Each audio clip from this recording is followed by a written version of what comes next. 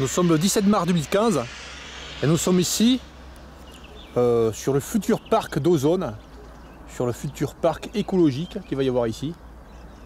Donc j'avais fait une vidéo dimanche et je viens aujourd'hui refilmer. Alors dimanche c'était une vidéo improvisée, hein.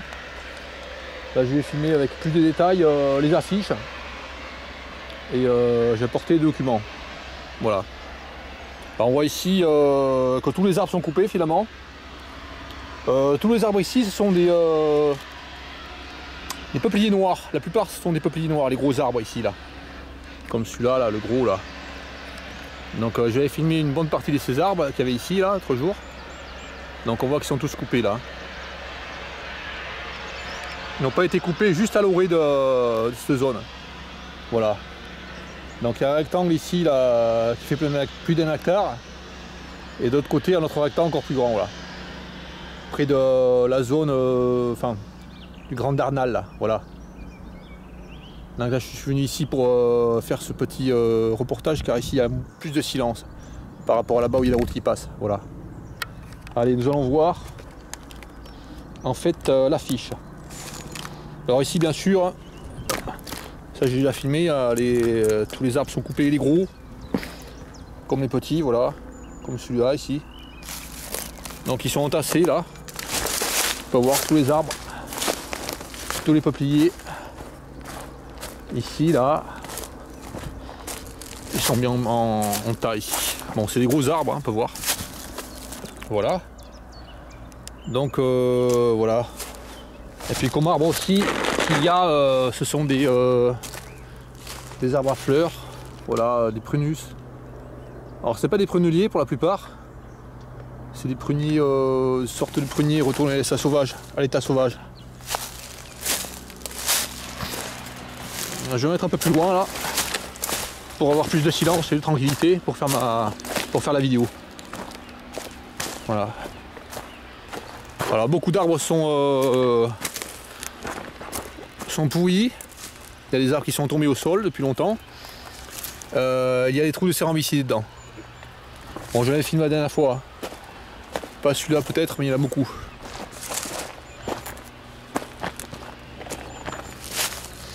Et puis certains arbres sont creux. Comme celui-ci là. D'autres ont peut-être des attaques sur le bord là. C'est rambicidé intéressant, voilà. C'est un endroit plein de vie. Allez, je vais me reculer un peu plus loin là pour faire la vidéo. Vers là-bas.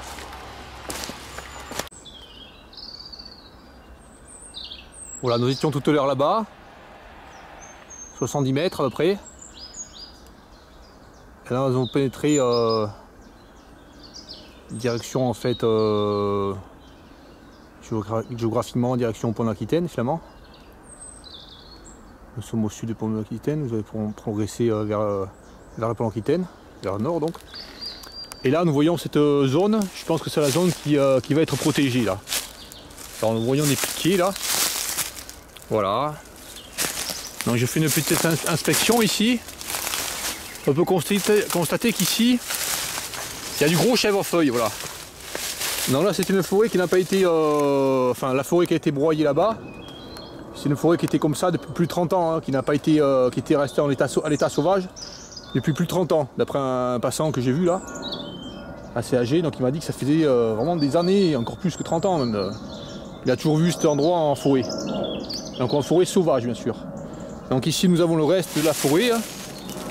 Donc ici je pense que c'est un endroit qui va être préservé puisque sur les papiers ils ont dit qu'il c'est une partie de la forêt qui est en chêne. Voilà, donc cette partie je pense qu'ils vont la préserver, j'espère. En tout cas je filme ici avant. Vous avez un gros arbre couché là qui fait 80 cm de tronc. Et ce que je vois là c'est un chèvrefeuille de belle taille. Alors je montre la taille le diamètre de la liane, voilà.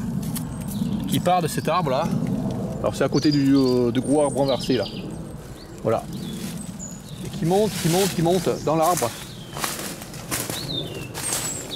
On se chaîne pour arriver à 6-8 mètres de haut là. Voilà. Donc c'est un chèvrefeuille, donc le chèvrefeuille est intéressant puisque c'est la plante hôte du damier laxicide. Voilà.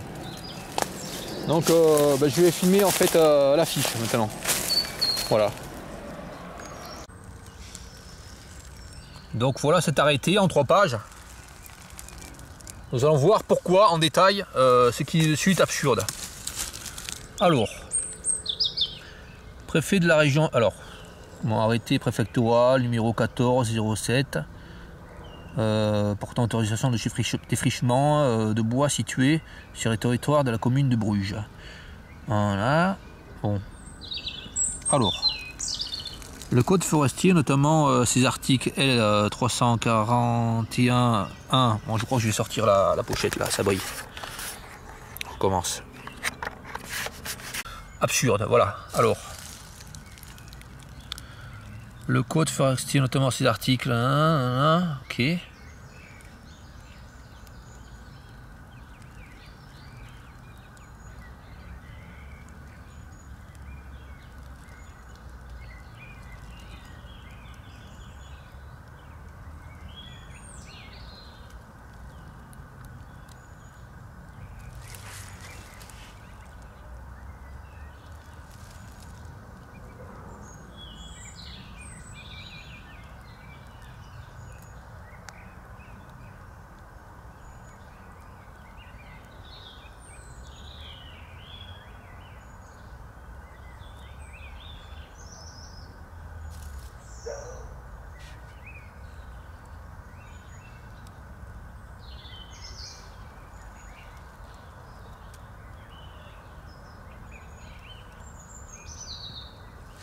Voilà.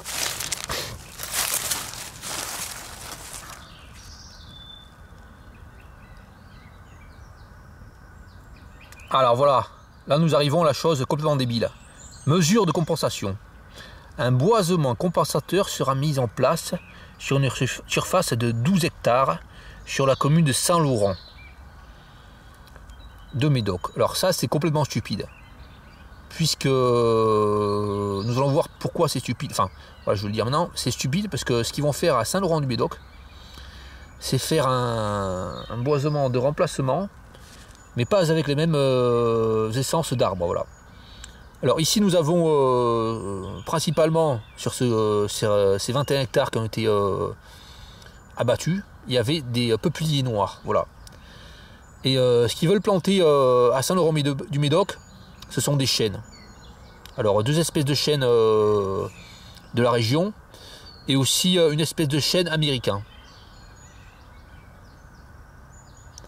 Alors, dans le même massif forestier que celui impacté par le défrichement. Alors c'est pas du tout le même massif forestier, c'est faux. C'est extrêmement mensonger, puisqu'ici ce sont des peupliers noirs.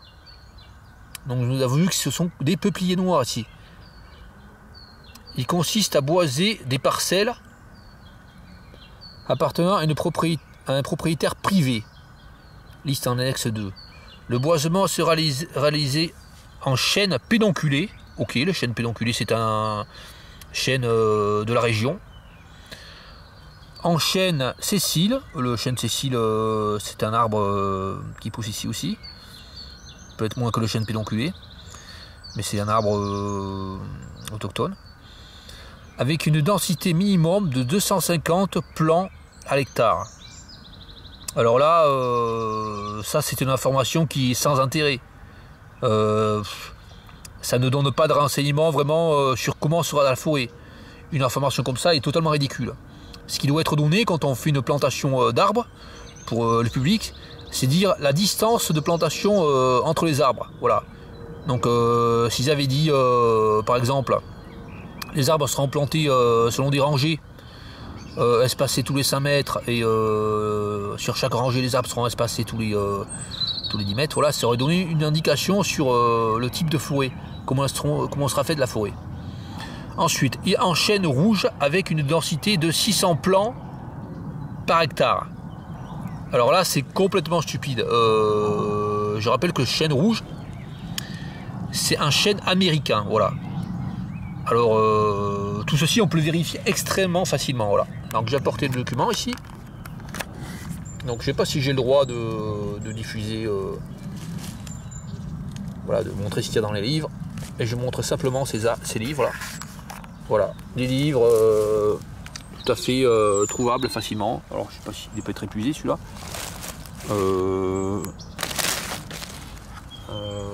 Il date de 86, il est un peu donc voilà, le guide des arbres et arbustes, voilà, sélection du Digest. Donc lui il appelle pas cet arbre là, il connaît pas lui ce livre, le chêne rouge. Lui il appelle ça le chêne rouge d'Amérique. Voilà. Par contre ceux qui ont fait cette affiche là, ils oublient de dire d'Amérique. Bon.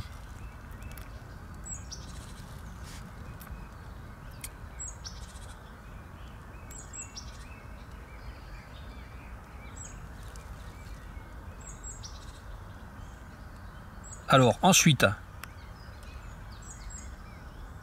alors nous étions à, alors ensuite, et en chêne rouge, avec une densité de 600 plants à l'hectare, d'accord. Ça donne pas grand chose, hein. Faut faire un calcul pour savoir quel est l'espacement de ces arbres. Alors, plan, itinéraire technique et convention en annexe 3. Avec un engagement de maintien de la destination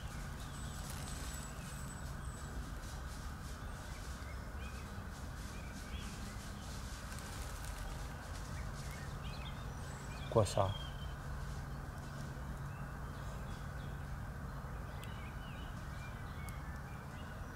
Oh, il y en a qui passait là. Qu'est-ce que c'est? C'est un chien. Bon. Je continue.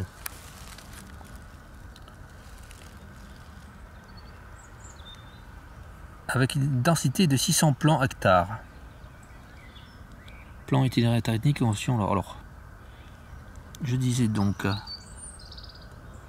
avec un engagement de maintien et de destination forestière pendant au moins 20 ans. Alors ça c'est complètement, ça démontre absolument que c'est une arnaque. Ce fait de remplacer la forêt qui est ici par une autre à Saint-Laurent-de-Médoc. Puis ça seulement pendant 20 ans. Alors ça veut dire simplement que ce remplacement de cette forêt là à Bruges par une forêt à Saint-Laurent-du-Médoc pour compenser, et au bout de 20 ans ça sera plus compensé du tout. Voilà. Puisqu'en fait le propriétaire il aura le droit de faire ce qu'il voudra. Ensuite, on constate qu'ici nous avions une forêt sauvage, donc c'était un endroit entièrement sauvage où personne ne venait faire quoi que ce soit dedans, ni couper du bois, ni exploiter, rien du tout. Et ça va être remplacé par une forêt exploitée, en forêt, voilà. Donc ça se voit tout à fait simplement par le fait qu'ils décident de mettre des chênes rouges, voilà. Bien sûr, ils ont bien sûr de dire que c'est des chênes d'Amérique pour cacher ceci. Parce que s'ils mettaient des chênes rouges d'Amérique, ça verrait peut-être des protestations de par les gens qui voient les affiches. Mais là, ils mettent des chênes rouges. Donc les gens ne connaissent pas en général les arbres, donc ils vont penser que c'est un arbre local. Voilà. Donc pourquoi c'est une plantation vocation de production? Parce que le chêne rouge, c'est un arbre qui pousse plus vite que les autres chênes. C'est pour ça que c'est un chêne rouge qui est planté. Voilà. Alors dans le livre ici, là, ce livre, Guide des arbres et des arbustes, ce qui est dit à propos du chêne rouge, c'est que c'est un arbre qui pousse très bien, qui facilement peut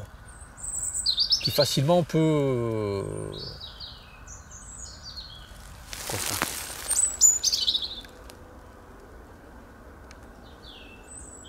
Oh. Alors ce qu'il dit sur le chêne rouge, c'est que c'est un arbre qui peut facilement, très facilement, pousser spontanément ensuite. Donc en fait le chêne rouge ça devient finalement une plante invasive. Voilà. Donc ce qu'ils font c'est implanter des plantes invasives dans une zone à Saint-Laurent qui est déjà sauvage pour compenser cet endroit qu'ils auront détruit. Donc on voit tout à fait que c'est totalement faux. Alors il parle aussi de naine de forêt. Donc ici il parle de naine de forêt, ici c'est une forêt c'est une forêt principalement où il y avait des peupliers noirs. Donc ils vont planter une forêt avec des chênes, 3 espèces de chênes.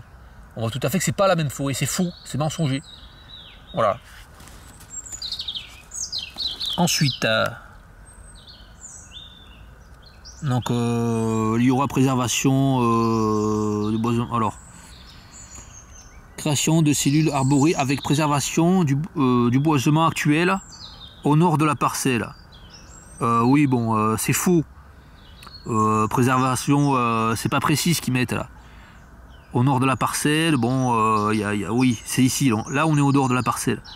Oui, mais le nord de la parcelle, vraiment, ça fait une petite partie par rapport aux 21 hectares. Donc, je pense qu'ils ont abattu 90% de la parcelle là. 90% des 21 hectares. Alors, préservation de l'ancien fossé par l'aménagement d'une coulée verte. Voilà, là. Le vert, c'est un mot qui revient. À chaque fois qu'ils veulent justifier quelque chose pour dire que c'est écologique, alors que c'est pas du tout l'écologique, ils emploient le mot vert. Voilà. C'est un mot pour faire croire qu'on fait un truc écologique, ça. Nord-sud, voilà. De 20 à 30 mètres de large. On va voir si ça fait 30 mètres de large après. 20 à 30 mètres de large. Les arbres existants seront conservés en limite des parcelles AV 88 et AV 397. On va voir s'ils seront conservés en limite. Mais ils conservent les arbres en limite seulement des parcelles. S'ils veulent créer un parc écologique, comme ils disent, de 12 hectares, et l'autre partie ça va être un lotissement, s'ils veulent créer un parc écologique de 12 hectares, ben, il faut qu'ils laissent des arbres sur ce parc écologique. Ça n'a pas de sens. Ensuite, ce qu'ils vont faire, c'est acheter d'autres arbres. Pour remplacer, pour mettre des arbres, s'ils veulent mettre des arbres, ils vont devoir en acheter. Qui c'est qui va payer? Ben, c'est les contribuables, bien sûr. Alors, création d'une colline. Alors, est-ce qu'il y a besoin qu'il y ait une création d'une colline? Ça, c'est vraiment stupide. Création d'une colline et d'une prairie ouverte au centre du site. Qu'est-ce que ça veut dire une prairie ouverte? Ça ne veut rien dire, une prairie ouverte. Ça, c'est encore un langage pour empêcher les réticences. Parce que prairie ouverte, ça fait positif, tout ça. Bon, ça veut rien dire. C'est pas précis comme terme. Création du village des enfants au nord de la parcelle. Bon, qu'est-ce que c'est ça, un village des enfants?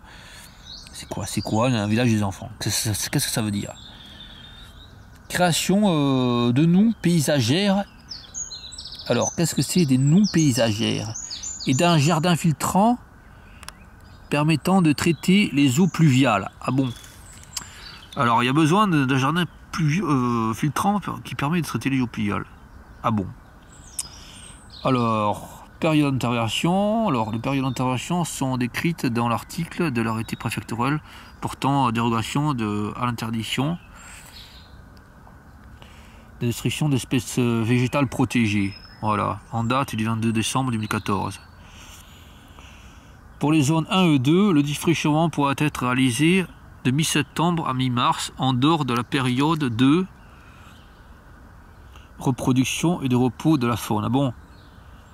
Il faut préciser la faune, parce que, par exemple, les papillons, donc, on peut dire que les insectes aussi, en général, ont leur période de repos exactement cette période. Donc si ça n'a aucun intérêt de faire ça en période de repos ou pas en période de repos ou de reproduction, puisque de toute façon, ils vont tout détruire, pratiquement tout détruire ici. Ça peut éventuellement avoir un intérêt pour les oiseaux, mais bon, c'est stupide. Pour la zone 3, le défrichement pourra être réalisé entre janvier et mars après la mise en défense des secteurs évités. D'accord? Là, je pense que nous sommes sur le secteur évité. Et récolte des graines de 2 espèces de lotiers. Ah bon? Alors là, ils mettent 2 espèces de lotiers. Ils devraient mettre quelles sont ces espèces de lotiers. Voilà. Donc, ils récoltent des graines. Ils récoltent des graines, mais ils ne disent pas s'ils en font des graines. Donc ça n'a aucun intérêt de dire qu'ils récoltent des graines, voilà. Donc le lotier, je ne sais pas quelle espèce de lotier c'est. Est-ce que c'est une espèce protégée? Il faudrait qu'ils précisent si c'est une espèce protégée. Ou est-ce qu'ils mettent ça justement seulement pour faire... pour que les gens acceptent le projet plus facilement, en montrant qu'ils font un geste pour sauver des espèces protégées. Voilà, il faudrait savoir ça. Tout état de choses, le lotier corniculé par exemple, qu'il y a sur le bord des routes, à des endroits, ou dans les zones sauvages, sur les digues, ce lotier corniculé, il le broie. Il le broie abondamment, il le broie souvent. Il détruit ce lotier corniculé. Alors je ne sais pas si c'est une espèce de lotier différente, mais bon. Ils précisent pas eux. L'autorisation de déchirissement fait l'objet par les soins aux bénéficiaires d'un affichage sur le terrain, etc. Bon, oui, ce que je voulais montrer aussi. Alors, je voulais montrer ce livre sur les arbres, là, donc, guide des arbres, très facile à voir, n'importe quel livre sur les arbres, sur n'importe quel livre sur les arbres. Celui-là qui est pas mal, mais d'autres de vulgarisation, petits livres, ben, montrent que le chêne rouge, donc le chêne rouge, c'est le chêne rouge d'Amérique, voilà. Et le chêne rouge d'Amérique, c'est une espèce qui provient des États-Unis, voilà. Qui provient de l'Est des États-Unis, voilà. Donc ce n'est pas une espèce qui peut être employée pour compenser un endroit sauvage comme celui-ci, là. Tout simplement parce que ça ne peut pas être considéré comme une plante sauvage, le chêne d'Amérique. Le chêne d'Amérique a sa place en Amérique, voilà. Donc ce qu'ils font, c'est détruire un biotope, en fait, qu'il y a déjà à Saint-Laurent-de-Médoc, en installant des arbres qui n'ont rien à voir là-bas. Et en plus qui risquent de devenir invasifs, qui ont la capacité à devenir invasifs, voilà. Ensuite, les arbres, voilà, j'ai un autre livre. Alors ça c'est un autre livre d'arbres. Alors les arbres solars, voilà. Donc pareil, les arbres solars, dit exactement la même chose en ce qui concerne le chêne rouge d'Amérique. Donc le chêne rouge d'Amérique, ce n'est pas un arbre d'ici, voilà. Voilà, et en plus le chêne rouge d'Amérique, il a une courte longévité, voilà. Il vit 100 ans environ. Donc c'est pas un arbre qui va devenir un vieil arbre creux, qui va abriter beaucoup d'espèces d'insectes, qui peut abriter des nids d'oiseaux, qui peut abriter des chauves-souris qui viennent se reposer. Le chêne rouge d'Amérique, c'est pas un arbre comme ça. C'est un arbre qui va pas être intéressant autant que le chêne pédonculé pour la faune. Voilà. Ensuite, le chêne rouge d'Amérique abritera moins d'espèces de cérambycidés. Donc il y a des espèces de cérambycidés qui sont rares, qui sont pas protégées. Il y en a d'autres qui sont pas très rares mais protégées. Donc ça ne favorise pas les espèces endémiques, le chêne rouge d'Amérique. Ensuite, en ce qui concerne la faune à protéger, alors nous avons un petit livre là qui est sorti en 1990, les animaux menacés d'Europe. Donc là on voit un ours brun, le macaron là, papillon macaron, voilà, qui est pas très menacé par rapport à d'autres espèces. Et là dans ce livre, donc on peut voir en ce qui concerne les papillons, il est présenté le petit marche changeant. Alors, le petit marche changeant, je l'ai déjà filmé ici dans la région. On en voit de temps en temps, il n'est pas très commun. Mais pour l'Europe, voilà, pour les animaux d'Europe, il est protégé dans de nombreux pays en Europe. Puisqu'il disparaît de plus en plus. Alors les causes de cette raréfaction de ce papillon, le petit marche changeant, c'est justement le fait que les plantations, enfin les forêts naturelles de peupliers noirs et de saules sont détruites. Voilà. Donc, ce que dénonce ce livre, c'est le fait que ces forêts sont détruites. Et là, nous tombons exactement dans ce cas précis. Nous avions une forêt de peupliers noirs qui pouvait être la plante haute du petit marche changeant, et cette forêt va être détruite. Voilà. Et là, et le remplacement de cette forêt, la compensation par une forêt de chêne ne pourra jamais permettre au petit marche changeant de vivre. Là. Donc si le petit marche changeant se fait de plus en plus rare en Europe, eh ben, avec cette action absolument stupide de remplacer une forêt de peupliers noirs par une forêt de chêne, nous ne vont pas voir de population de petits marche changeants qui va se perpétuer. Voilà. Ensuite, comme autre essence ici qu'il y a à cet endroit, ce sont en sous-bois beaucoup de petits arbres à fleurs là, des petits prunus. Alors c'est pas la plupart c'est pas des prunus. Il y a des prunus, il y a des endroits, mais c'est des prunus retournés à l'état sauvage. Ça. Bon, tout est tas de causes. Enfin, en ce qui concerne les prunelliers, c'est très bien. Il y a aussi quelques aubépines, mais il n'y a pas beaucoup d'aubépines. Il y a surtout des pruniers retournés à la sauvage. En tout tas de causes, ces pruniers sont des plantes, sont des arbres qui sont la plante haute du gazé. Donc dans ce livre là, voilà, dans ce livre sur les animaux d'Europe, là, le gazé, voilà, je montre vite fait. Il en fait partie des animaux menacés d'Europe. Donc ils parlent de ce gazé et ils disent qu'il y a un problème avec le gazé.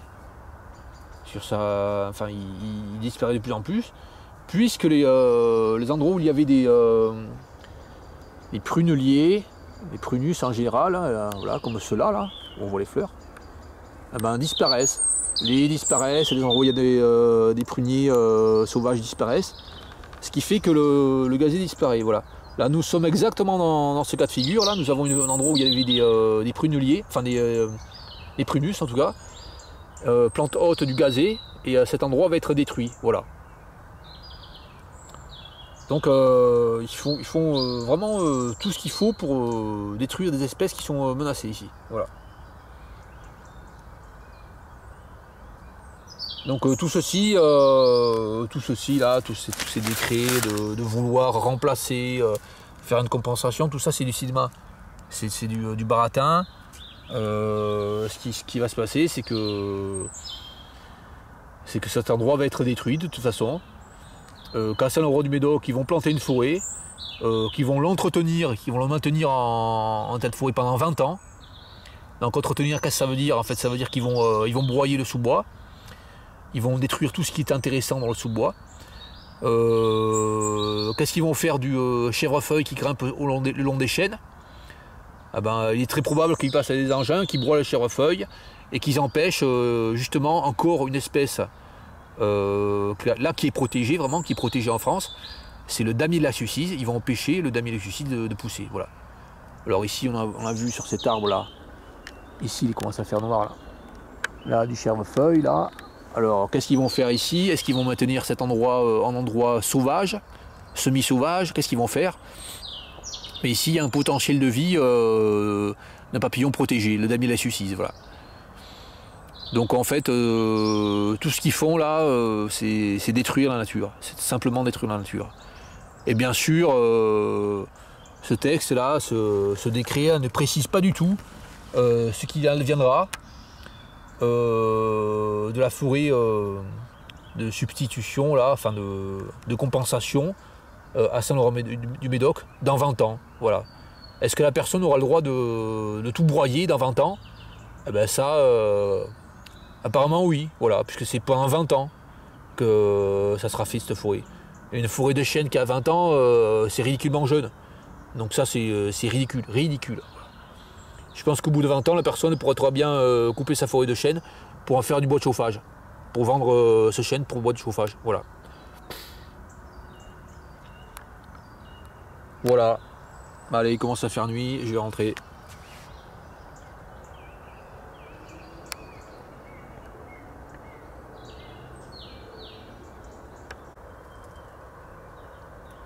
Bon, une petite parenthèse aussi, comme notre papillon, qui vit aux dépens du peuplier noir.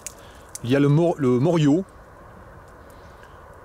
Enfin, il vit sur d'autres arbres, surtout le bouleau, le saule, mais aussi sur le peuplier noir. Donc ici, le fait d'abattre tous les peupliers noirs empêche qu'il y ait des populations de moriots. Voilà.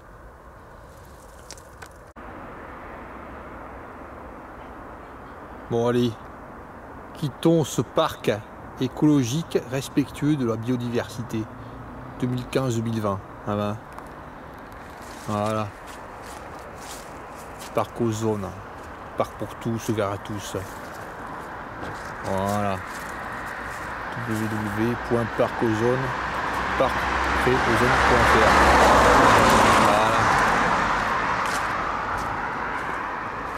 Voilà, sur des centaines et des centaines de mètres, la forêt abattue. Enfin, nous étions derrière les arbres là. La rangée d'arbres que nous voyons là. Il y a encore un autre terrain abattu, un peu moins grand. Et après il y a une petite forêt là, dans laquelle nous étions là, qui apparemment va rester sans être abattu. Et ça représente, je dirais, même, allez, un cinquième de... non, 5% de ce qui est abattu. Voilà.